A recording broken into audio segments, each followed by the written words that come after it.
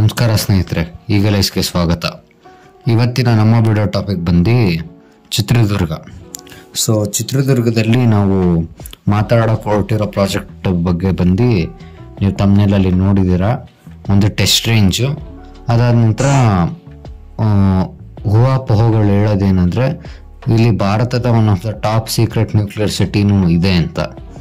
So ಈ Chitradurga test range ಏನಿದೆ ಇದರೊಳಗೆ, ಅದಾದ ನಂತರ ಇಲ್ಲಿ ಈಗ ಒಂದು 2-3 ದಿನಗಳಿಂದ ಒಂದು 2-3 ಡೆವಲಪ್ಮೆಂಟ್ ಮಾಡ್ತಾರೆ ಅಂತ ಕೇಳ್ಪಡ್ತಾ ಇದ್ದೀವಿ. ಅದರಿಂದ ನಮ್ಮ ದೇಶಕ್ಕಾಗೋ ಬೆನಿಫಿಟ್ ಏನು, ಸೊ ಈ ಹಿಂದೆ ಇಲ್ಲಿ ಏನೇನು ಆಗಿತ್ತು, ಇಲ್ಲಿ ಏನೇನು ಡೆವಲಪ್ಮೆಂಟ್ ಆಗಿದೆ, ಇಲ್ಲಿ ಯಾವ ರೀತಿಯಾದ ಫೆಸಿಲಿಟಿ ಇದೆ ನಮ್ಮ ಮಿಲಿಟ್ರಿಗೆ, ಅದೆಲ್ಲ ಈ ವಿಡಿಯೋದಲ್ಲಿ ತಿಳಿಸ್ಕೊಡ್ತೀವಿ. ಬನ್ನಿ.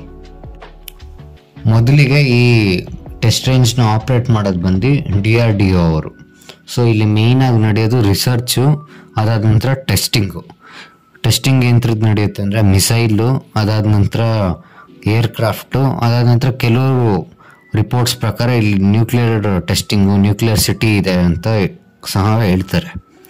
ಸೊ ಇದು ಟೋಟಲ್ ಏರಿಯಾ ಬಂದು 4300 ಎಕರೆ ಟೋಟಲ್ಲು. ಸೊ ಇದು ಚಿತ್ರದುರ್ಗ ಡಿಸ್ಟಿಕ್ಕಲ್ಲಿದೆ.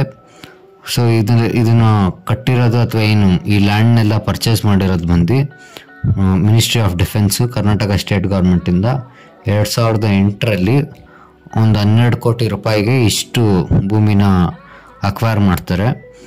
ಸೊ ಈ ಪ್ರಾಜೆಕ್ಟ್ ಇನಿಷಿಯಲ್ ಇನ್ವೆಸ್ಟ್ಮೆಂಟ್ ಬಂದು 1300 ಕೋಟಿ ಮಾಡಿ ಇದನ್ನು ರೆಡಿ ಮಾಡ್ಕೊತಾರೆ. ಸೊ ಇಲ್ಲಿ ಏನು ಇವಾಗ ಪ್ರೆಸೆಂಟಾಗಿ ಇರೋದು ಬಂದು ಒಂದು ರೇಡಾರ್ ಸೆಂಟರ್ ಇದೆ, ಅದಾದ ನಂತರ ರೇಂಜ್ ಕಂಟ್ರೋಲ್ ಸೆಂಟರ್ ಇದೆ. ರೇಂಜ್ ಕಂಟ್ರೋಲ್ ಸೆಂಟರ್ ಅಂದರೆ ಏರ್ ಟ್ರಾಫಿಕ್ ಡಿಸ್ಪ್ಲೇ, ಅದಾದ ನಂತರ ಸುತ್ತಮುತ್ತ ಓಡಾಡೋ ಏನು ಜೆಟ್ ಇರ್ಬೋದು, ಅದಾದ ನಂತರ ಮಿಲಿಟ್ರಿ ಹೆಲಿಕಾಪ್ಟರ್ಸ್, ಮಿಲಿಟ್ರಿ ಫ್ಲೈಟ್ಸ್ನೆಲ್ಲ ಮಾನಿಟರ್ ಮಾಡೋದಕ್ಕೆ ಒಂದು ರೇಂಜ್ ಕಂಟ್ರೋಲ್ ಸೆಂಟರ್ ಇದೆ. ಸೊ ಈಗ ರನ್ವೇ ವಿಚಾರ ಮಾತಾಡೋದಾದರೆ, ಈಗ ಪ್ರೆಸೆಂಟಲ್ಲಿ 2 ಕಿಲೋಮೀಟರ್ ಉದ್ದದ ರನ್ವೇ ಇದೆ. ಸೊ 2 ಕಡೆಯಿಂದ ಟೇಕ್ ಆಫ್ ಮತ್ತು ಲ್ಯಾಂಡಿಂಗ್ ಮಾಡುವಂಥ ಕೆಪಾಸಿಟಿ ಇದೆ. ಮುಂದಿನ ದಿನಗಳಲ್ಲಿ ಇದನ್ನು 2 ಕಿಲೋಮೀಟ್ರಿಂದ 3 ಕಿಲೋಮೀಟ್ರ್ ಮಾಡಬೇಕು ಅಂತಲೂ ಚರ್ಚೆ ಮಾಡ್ತಾ ಇದ್ದಾರೆ. ಎಂತಕ್ಕಂದರೆ ಹೈ ಪವರ್ ಮಿಲಿಟರಿ ಜೆಟ್ಗಳು, ಅದಾದ ನಂತರ ಟ್ರೈನಿಂಗು, ರಿಸರ್ಚ್ ಮಾಡೋದಕ್ಕೆ 3 ಕಿಲೋಮೀಟರ್ ರನ್ವೇ ಮಾಡಬೇಕು ಅಂತ ಈಗ ಪ್ಲ್ಯಾನ್ ಮಾಡಿದ್ದಾರೆ. ಸೊ ಇದನ್ನು ಪಾರ್ಷಿಯಲಿ ಇನಾಗ್ರೇಟ್ ಮಾಡಿದ್ದು ಡಿಸೆಂಬರ್ 2010ರಲ್ಲಿ. ಆದರೆ ಕಂಪ್ಲೀಟ್ ಆಪ್ರೇಷನಲ್ ಶುರು ಆಗಿದ್ದು ಬಂದು ಇದು 2017-28 ಮೇಲಿ ಇದು ಕಂಪ್ಲೀಟಾಗಿ ಆಪ್ರೇಷನಲ್ ಆಯಿತು. ಸೊ ಇಲ್ಲೆಲ್ಲ ಕೆಲಸ ಮುಗಿದು ಇವಾಗ ಏನಂದರೆ ರಿಸರ್ಚು, ಅದಾದ ನಂತರ ಟೆಸ್ಟಿಂಗ್ ನಡೀತಿದೆ. ರೀಸೆಂಟಾಗಿ ಇಲ್ಲೊಂದು $4 ಬಿಲಿಯನ್ ಒಂದು ರೇಡಾರ್ ಸಿಸ್ಟಮ್ನ ಮಾಡಬೇಕು ಅಂತ ರಷ್ಯಾ ಮತ್ತು ಭಾರತದ ಸರ್ಕಾರ ಯೋಚನೆ ಮಾಡ್ತಾ ಇದೆ. ಸೊ ಈ ರೇಡಾರ್ ಅಥವಾ ಏನು ಹೊಸದಾದಂಥ $4 ಬಿಲಿಯನ್ ರೇಡಾರ್ ಸೆಟಪ್ ಮಾಡಬೇಕು ಅಂತ ಎಂತಕ್ಕೆ ಅನ್ಕೊತಾ ಇದ್ದಾರೆ ಅಂದರೆ, ಸೊ ನಿಮಗೆಲ್ಲ ಗೊತ್ತಿರೋ ಹಾಗೆ ಮಿಸೈಲ್ಸಲ್ಲಿ ಒಂದಷ್ಟು ರೀತಿಯಾದ ಮಿಸೈಲ್ಸ್ ಇದೆ. ಕೆಲವು ಶಾರ್ಟ್ ರೇಂಜು, ಕೆಲವು ಲಾಂಗ್ ರೇಂಜು. ಸೊ ಅದೇ ರೀತಿಯಾದಂಥ ಒಂದು ಡೇಂಜರಸ್ ಮತ್ತು deadly missile ಯಾವುದಂದರೆ ballistic missile.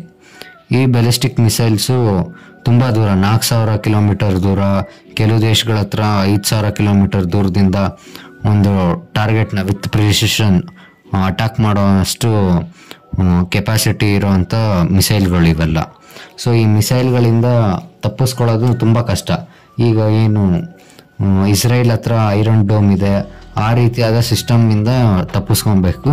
So ಈ ಮಿಸೈಲ್ಗಳು ನಮ್ಮ ದೇಶದ ಮೇಲೆ ಬರಬೇಕಾದ್ರೆ ನಾವು ಇನ್ನೊಂದು ಮಿಸೈಲ್ ಅದನ್ನು ಕಳಿಸಿ ಅದನ್ನು ಆಕಾಶದಲ್ಲೇ ಡೆಸ್ಟ್ರಾಯ್ ಮಾಡಬೇಕು.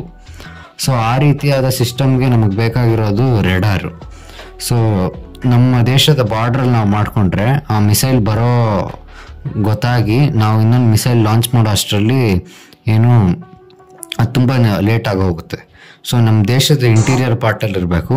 ಅದಾದ ನಂತರ ನಾಳೆ ದಿನ ಯುದ್ಧ ಆದ್ರೂ ದೇಶದ ಬಾರ್ಡ್ರಲ್ಲಿ ಈ ಥರ ನಾವು ರೇಡಾರ್ ಸಿಸ್ಟಮ್ ಮಾಡಿಕೊಂಡ್ರೆ ಅದು ನಮಗೆ ಯೂಸ್ ಆಗಲ್ಲ. ಸೊ ದೇಶದ ಇಂಟೀರಿಯರ್ ಪಾರ್ಟಲ್ಲಿ ಮಾಡ್ಕೊಬೇಕು. ಸೊ ಆಗ DRDO ಅವ್ರಿಗೆ ಒಂದಷ್ಟು ಜಾಗಗಳು ಫೈನಲೈಸ್ ಮಾಡಬೇಕಾದ್ರೆ ಚಿತ್ರದುರ್ಗದಲ್ಲಿ ಹೆಂಗೂ ಈ ಟೆಸ್ಟ್ ರೇಂಜ್ ಇದೆ, ಇಲ್ಲೇ ಯಾಕೆ ಮಾಡಬಾರ್ದು ಅಂತ ಒಂದು ಥಾಟ್ ಬಂದಿದೆ. ಆದ ಕಾರಣದಿಂದ ಇಲ್ಲಿ ಈ ಟೆಸ್ಟ್ ರೇಂಜಲ್ಲೇ ಒಂದು ರೇಡಾರ್ ಸಿಸ್ಟಮ್ ಮಾಡಬೇಕು ಅಂತ ಈಗ ಮಾತುಕತೆ ನಡೀತಿದೆ. ಸೊ ಇದಾಗೋದ್ರಿಂದ ಮಿಲಿಟ್ರಿಗೆ, ಅದಾದ ನಂತರ ನಮ್ಮ ದೇಶದ ಸೆಕ್ಯೂರಿಟಿಗೆ ಒಂದು ಮಹತ್ವದ ಹೆಜ್ಜೆ ಆಗುತ್ತೆ. ಸೊ ಇದು ಇವತ್ತಿನ ವಿಡಿಯೋ. ಮುಂದಿನ ವಿಡಿಯೋದಲ್ಲಿ ಸಿಗೋಣ. ಲೈಕ್ ಮಾಡಿ, ಶೇರ್ ಮಾಡಿ, ಸಬ್ಸ್ಕ್ರೈಬ್ ಮಾಡಿ. ಧನ್ಯವಾದ.